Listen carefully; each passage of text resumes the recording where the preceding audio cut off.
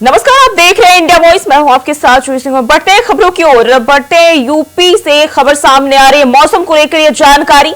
उत्तर प्रदेश के कई जिलों में भारी बारिश का अलर्ट। गोंडा बलरामपुर में भारी बारिश का अलर्ट जारी। बहराइच लखीमपुर खीरी में भी भारी बारिश का अलर्ट जारी किया गया है। तो मौसम को लेकर जानकारी। बहराइच लखीमपुर खीरी में भारी बारिश का अलर्ट जारी किया गया है। इसके साथ ही गोंडा बलरामपुर में भी भारी बारिश होने का अलर्ट जारी किया गया है। उत्तर प्रदेश के कई जिलों में भारी बारिश का अलर्ट जारी किया गया है। फिरोजाबाद मैनपुरी में भी बारिश का अलर्ट जारी किया गया है। तो मौसम को लेकर यह जानकारी। उत्तर प्रदेश के कई क्षेत्रों में भारी बारिश का अलर्ट जारी किया गया है। तो आपको बता दें मानसून की दस्तक हो चुकी है और ऐसे में प्रदेश के कई जिलों में भारी बारिश का अलर्ट मौसम विभाग की ओर से जारी किया गया है, जिनमें गोंडा बलरामपुर बहराइच लखीमपुर और इसके साथ ही फिरोजाबाद मैनपुर ये तमाम वो जगह है जहां मौसम विभाग की ओर से भारी बारिश का अलर्ट जारी किया गया है। तो मौसम को लेकर यह जानकारी। फिरोजाबाद मैनपुरी में भी भारी बारिश का अलर्ट जारी किया गया है। इसके साथ ही बहराइच लखीमपुर गोंडा बलरामपुर में मौसम विभाग ने भारी बारिश का अलर्ट जारी किया है।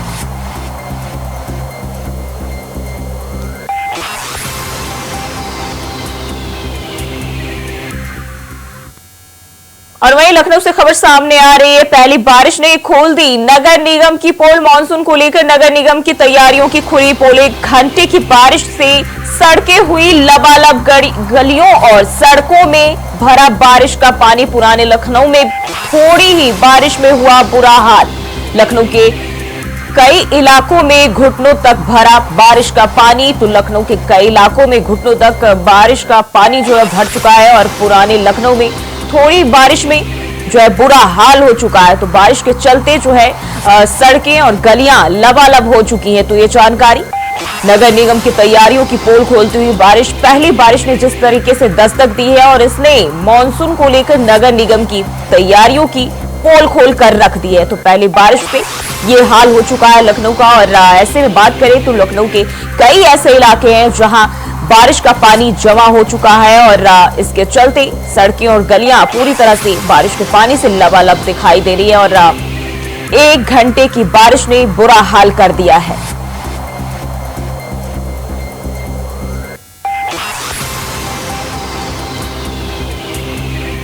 तो मानसून की दस्तक हो चुकी है और लखनऊ से ये जानकारी सामने आ रही। पहली बारिश ने ही नगर निगम की पोल खोलकर रख दी है और ऐसे में जिस तरीके से अभी शुरुआती दौर में ये हाल है तो इस बात से अंदाजा लगाया जा सकता है कि क्या तैयारियां हैं और आगे क्या हश्र होगा।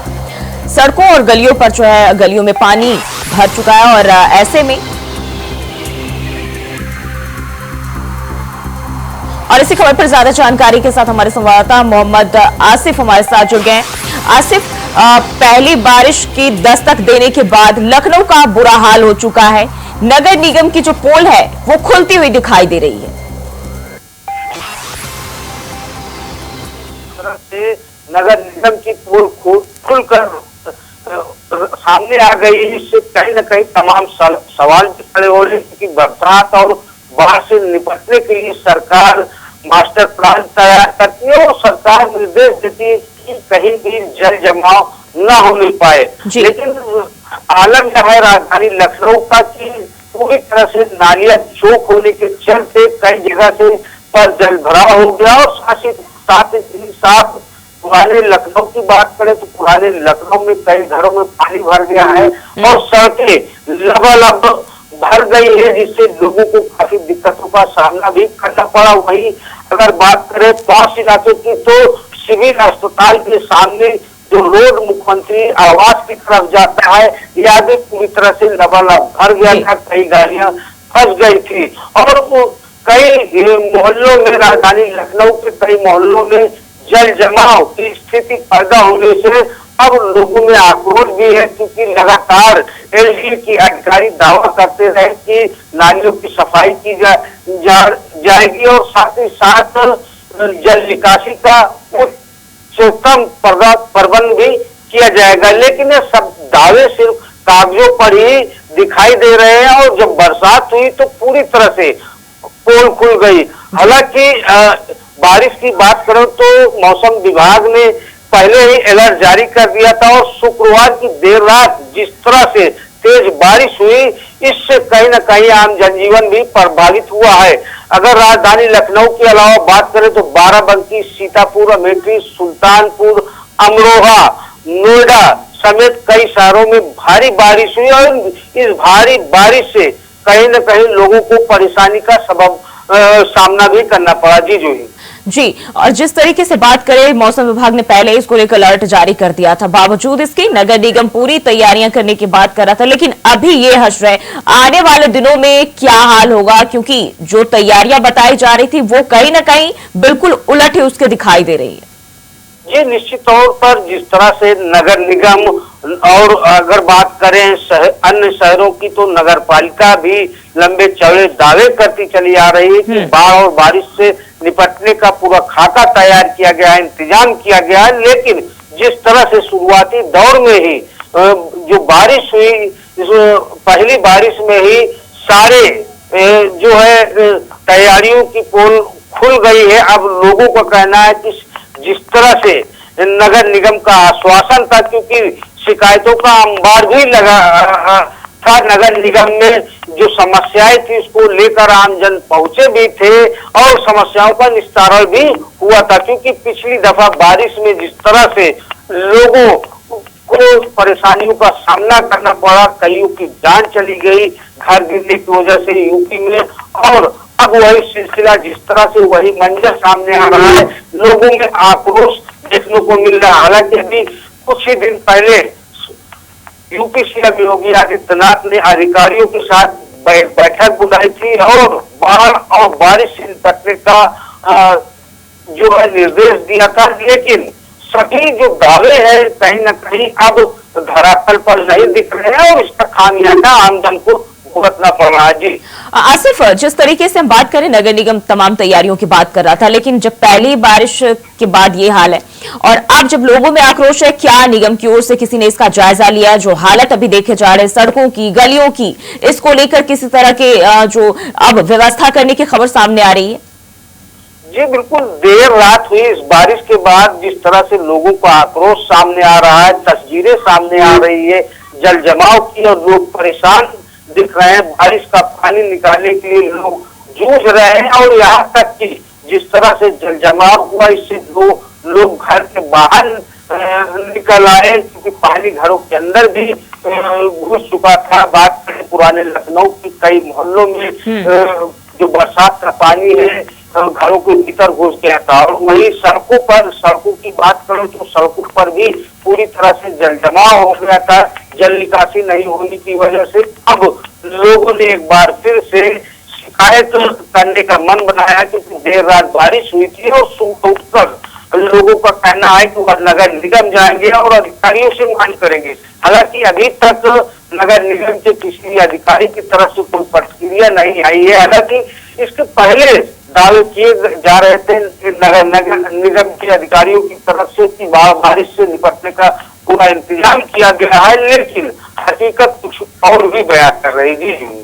जी आसिफ, बने रहिए हमारे साथ, अगली खबर पे भी आपका रुख करेंगे। तो लखनऊ में जो है बारिश से वो लोगों का बुरा हाल हो चुका है और ऐसे में नगर निगम की जो व्यवस्थाओं को लेकर पहले से दावे किए जा रहे थे, तमाम चीजों के पोल खुल चुके हैं। और बढ़ते आगे, लखनऊ से बड़ी खबर सामने आ रही। 14 जुलाई को बीजेपी कार्य समिति की होगी बैठक में राष्ट्रीय अध्यक्ष जेपी नड्डा होंगे शामिल। लोकसभा चुनाव के बाद कार्य समिति की बैठक, 10 विधानसभा सीटों पर उपचुनाव पर भी चर्चा। तो 10 विधानसभा सीटों पर होने वाले उपचुनाव को लेकर चर्चा होगी। यूपी कोटे से बने मंत्रियों का अभिनंदन भी होगा। तो ये जानकारी, लखनऊ से यूपी कोटे से बने मंत्रियों का अभिनंदन किया जाएगा। 10 विधानसभा सीटों पर चुनाव होने उत्तर प्रदेश में और इसको लेकर भी इस पर चर्चा होगी।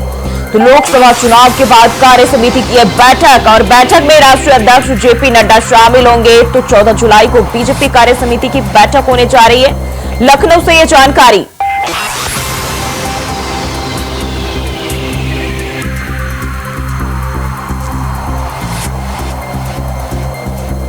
और आसिफ लगातार हमारे साथ बने हुए। आसिफ, 14 जुलाई को बीजेपी कार्य समिति की बैठक होने जा रही, लोकसभा चुनाव के बाद जो है बैठक काफी अहम मानी जा रही है, क्या खबर मिल रही है इसे लेकर? जी बिल्कुल, जो है लोकसभा के 10 सीटों पर जो उपचुनाव होने हैं इसको लेकर सभी राजनीतिक दल एक्टिव मोड में आ गए हैं। मंथन का दौर चल रहा है, कहाँ क्या खामियां है और किस जाति के प्रत्याशी को चुनाव मैदान में किस सीट पर उतारा जाए, इसको लेकर भी मंथन चल रहा है। अगर बात करें बीजेपी की, तो बीजेपी की कोर कमेटी की बैठक अभी कल ही हुई थी, जिसमें लोकसभा के उपचुनाव को लेकर काफी मंथन किया गया था और जो अंतर कला बीजेपी की भीतर चल रही थी वह खत्म करने के लिए पूरी तरह से कोशिश की गई। अगर बात करें 14 जुलाई की बैठक की, तो 14 जुलाई की बैठक काफी अहम है, क्योंकि इसमें जेपी नड्डा समेत कई दिग्गज इस बैठक में शामिल होंगे और बैठक में यह तय किया जाएगा कि उपचुनाव में किस प्रत्याशी को मैदान में उतारा जाए, क्योंकि उपचुनाव को लेकर प्रत्याशियों की मांग भी काफी बढ़ गई है और खासकर बीजेपी में जिस तरह से जो सीटों को लेकर आप सीटों को लेकर जिस तरह से प्रत्याशी उत्साहित हैं, इस पर भी चर्चा होगी। और खास बात यह है कि जो है कि जिस तरह से लोकसभा चुनाव में कहीं न कहीं बीजेपी को झटका लगा है और कहीं न कहीं जो है उनके प्रत्याशियों को हार का सामना करना पड़ा। यूपी में कई मंत्री शिकस्त खा चुके हैं, इससे बचने के लिए भी एक रणनीति तैयार की जाएगी। बिल्कुल, जिस तरीके से लोकसभा की बात करें आसिफ, कहीं न कहीं कड़ी शिकस्त जो है प्रदेश में मिली है और ऐसे में बीजेपी को फूंक फूंक कर कदम रखने की जरूरत है। लेकिन अगर हम बात करें तो इस बार विपक्ष भी काफी मजबूत स्थिति में है, तो कैसा मुकाबला होगा, किस तरह की रणनीति बीजेपी को बनाने की जरूरत है?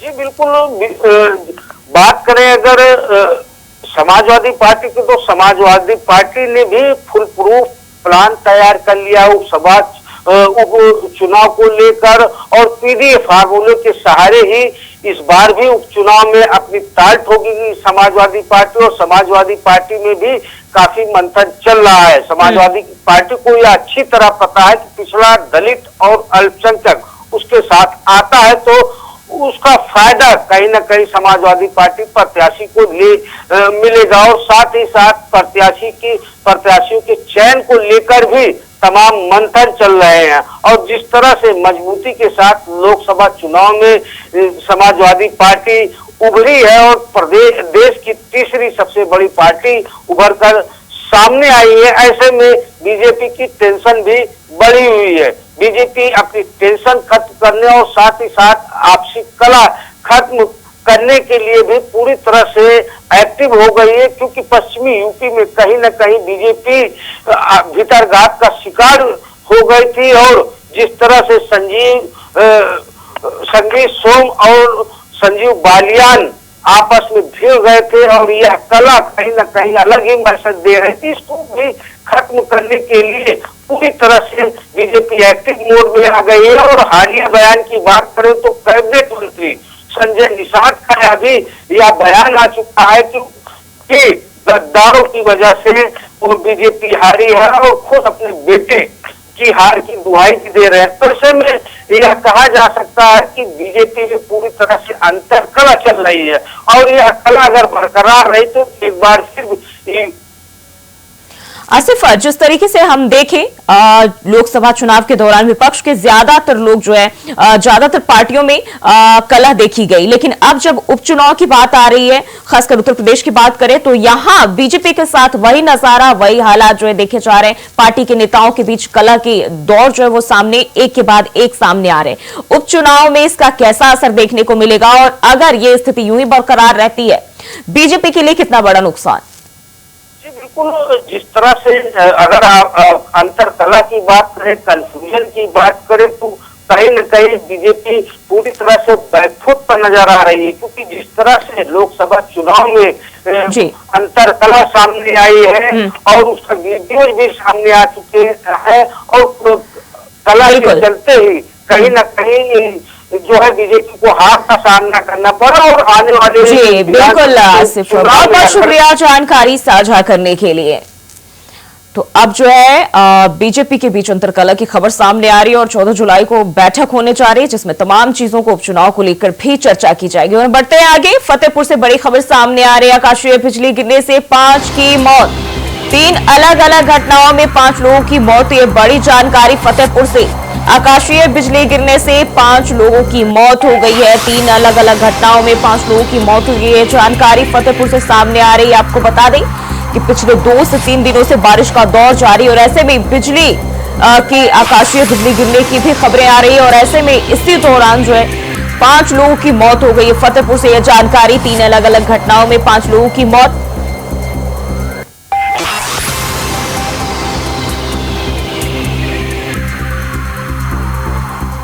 में आकाशीय विद्युत से जनहानि की घटनाएं घटित हुई हैं, जिसमें खागा तहसील के अंतर्गत 2 घटनाएं हुई हैं, जिसमें एक घटना में एक महिला तथा दूसरी घटना में एक 9 वर्षीय बच्ची की मृत्यु हो गई है।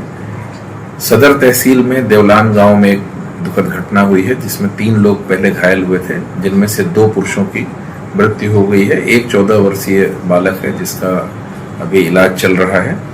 और बिंदकी तहसील के अंतर्गत भी ग्राम धाना मजर रिठवा में एक घटना हुई है, जहां एक व्यक्ति की दुखद मृत्यु हो गई है।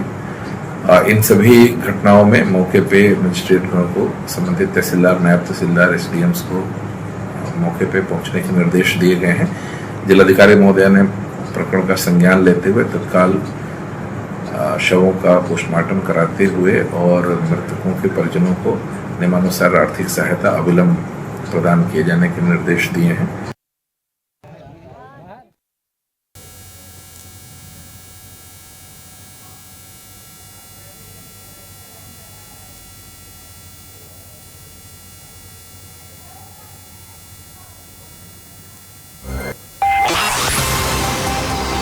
तो फतेहपुर से यह जानकारी और 5 लोगों की आकाशीय बिजली गिरने से मौत हुई है। तो यह जानकारी फतेहपुर से सामने आ रही है और मॉनसून सीजन शुरू हो चुका है। ऐसे में आकाशीय बिजली गिरने की समस्याएं जो अलग अलग जगहों से सामने आ रही होती है और इसी में 5 लोगों की मौत हो गई है। और इसी खबर पर ज्यादा जानकारी के साथ मुकुल पंडित हमारे साथ जुड़ गए। मुकुल, क्या है पूरा मामला? 5 लोगों की मौत की जो खबर है वो सामने आ रही है। बताते चले, फतेहपुर जिले के अलग अलग तहसील का है पूरा मामला, जहां आकाशीय बिजली गिरने से 4 स्थानों पर मातम बरस गया है जी। आकाशीय बिजली गिरने से 4 स्थानों में महिला समेत 5 की मौत और 2 घायल हैं। गाजीपुर के देवलान में मवेशी चरा रहे 2 चरवाहों की मौत हो गई है, वहीं एक युवक बुरी तरह से झुलस गया है। किशनपुर के गढ़ा में महिला समेत 4 बकरियों की भी मौत हुई है। वहीं सुल्तानपुर घोष के अस्तुपुर गांव में 9 वर्षीय मासूम की मौत से घर वालों में कोहराम मच गया। वहीं चांदपुर थाना क्षेत्र के गांव में मवेशी चरा रहे किसान की भी मौत की खबर है। पुलिस ने सभी शवों को कब्जे में लेकर पोस्टमार्टम के लिए भेज दिया है। वहीं एसडीएम अविनाश त्रिपाठी के मुताबिक कहा गया है कि हर परिवार को हर संभव मदद दी जाएगी। बिल्कुल मुकुल, बहुत बहुत शुक्रिया जानकारी साझा करने के लिए। और बढ़ते आगे, अयोध्या से एक बड़ी खबर सामने आ रही। रामपथ के निर्माण में लापरवाही का मामला। इंडिया वॉइस की खबर का हुआ बड़ा असर। पीडब्ल्यूडी के अधिकारियों पर बड़ी कार्रवाई। सीएम योगी ने 3 इंजीनियरों के खिलाफ की बड़ी कार्रवाई। अधिशासी अभियंता समेत 3 निलंबित। अधिशासी अभियंता आनंद कुमार दुबे सस्पेंड। सहायक अभियंता राजेंद्र कुमार यादव भी, उनके ऊपर भी कार्रवाई की गई। अपर अभियंता मोहम्मद शाहिद भी सस्पेंड किए गए हैं। तो ये जानकारी, 3 इंजीनियरों के ऊपर ये बड़ी कार्रवाई। इंडिया वॉइस की खबर का बड़ा असर। सीएम योगी ने 3 इंजीनियरों के खिलाफ जो है कार्रवाई की है। तो पीडब्ल्यूडी के अधिकारियों के ऊपर बड़ी कार्रवाई। अयोध्या से ये जानकारी। मुख्यमंत्री योगी आदित्यनाथ ने 3 इंजीनियरों के खिलाफ बड़ी कार्रवाई की है और रामपथ के निर्माण में लापरवाही का मामला है। और इंडिया वॉइस की खबर का यह बड़ा असर। पीडब्ल्यूडी के 3 अधिकारियों पर बड़ी कार्रवाई। सीएम योगी ने इंजीनियरों के खिलाफ जो है बड़ी कार्रवाई की है और अधिशासी अभियंता समेत 3 निलंबित किए गए हैं। आनंद कुमार दुबे, राजेंद्र कुमार यादव और मोहम्मद शाहिद, इन तीनों के ऊपर कार्रवाई की गई है। इंडिया वॉइस ने दिखाई थी लापरवाही की खबर। तो ये जानकारी सामने आ रही और इंडिया वॉइस की खबर का यह बड़ा असर। और इसी खबर पर ज्यादा जानकारी के साथ विनय मिश्रा अयोध्या से हमारे साथ जुड़ गए हैं। विनय, इंडिया वॉइस की खबर का ये बड़ा असर हुआ है, हमने प्रमुखता से इसको चलाया था और अब जो है सीएम योगी के निर्देश पर 3 इंजीनियरों के खिलाफ बड़ी कार्रवाई, क्या जानकारी? जो ही बता दूं आपको कि अयोध्या में राम पार्क का निर्माण कार्य जो है वो योगी सरकार का एक प्रोजेक्ट था और इसमें करोड़ों रुपए खर्च किए गए थे और सड़क का निर्माण कार्य भी आनंद में करा दिया गया। लेकिन बारिश में जो है इसकी पोल खुलती हुई नजर आई। तो इस खबर को जो है इंडिया वॉइस ने भी प्रमुखता से दिखाया था कि राम पथ के जो है 7 से 8 जगह गड्ढे हो गए थे और पूरी तरीके से जलमग्न हो गया था, जल निकासी की कोई व्यवस्था नहीं थी और भगवान राम के मंदिर से जाने का जो रास्ता था वो बंद गया था। क्योंकि इसमें इंजीनियरों ने काफी जो है मेहनत भी की थी कि इसमें कहीं भी पानी नहीं होगा, बड़े बड़े दावे भी किए गए थे, लेकिन उसको मॉडल के द्वारा भी जो दिखाया जा रहा था। लेकिन जो है हकीकत सामने आई है तो कई जगह गड्ढे मिले। प्रमुखता से चलने के बाद जो है इसमें योगी सरकार ने बड़ा एक्शन लिया है और इसमें जो इंजीनियर थे 3 इंजीनियर को निलंबित कर दिया गया है और साथ में जो जल निगम के हैं उनमें के एमडी ने भी अपने सहायक अभियंता सहित 2-3 कर्मचारियों को निलंबित किया है और अभी और भी अधिकारियों के कार्य गिरना निश्चित है, क्योंकि जो ड्रीम प्रोजेक्ट था योगी सरकार का उसको ये पानी फिरता हुआ यहाँ पे नजर आया और इसमें साफ तौर पे जो है अधिकारियों की लापरवाही। बिल्कुल विनय, जिस तरीके से कार्रवाई की गई है, वैसे पीडब्ल्यूडी के विभाग जो है इसके अंदर क्या अभी माहौल देखा जा रहा है, क्या हड़कंप मची हुई है? क्योंकि 3 अधिकारियों पर गाज गिरी है और अभी और के भी नाम सामने आ सकते हैं।